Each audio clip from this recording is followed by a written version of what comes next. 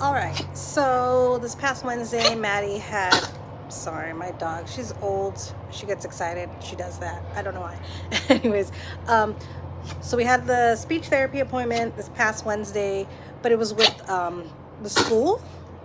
Tippy, relax.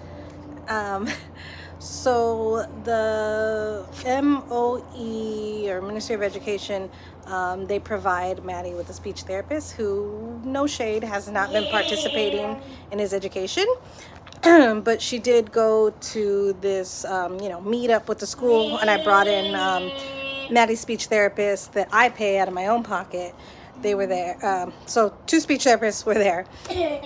And the one from the MOE, she suggested that the iPad, instead of using it for communication, to use it to teach him language. Because how can he communicate if he doesn't fully comprehend? Which he doesn't fully comprehend, language quite yet.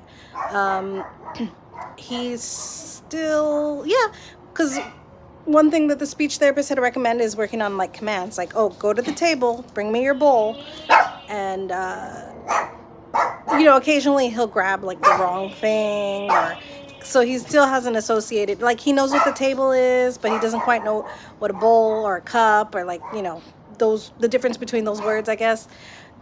So we went back to the original layout of all this, where you go to food and drink and actions and places, and then just hammering it in, like, for instance, like you're eating fried chicken.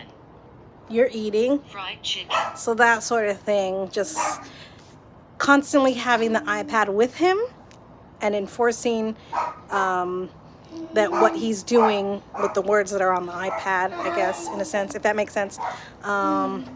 Just right now we're basically teaching him comprehension instead of communication. So I think that's a good idea. We all agreed, the whole group of people that are helping Maddie, we all agree that that's best. And so now the iPad is going with him everywhere, and just reinforcing that we're going to the market, stuff like that, which is what I did earlier today. We went to the market.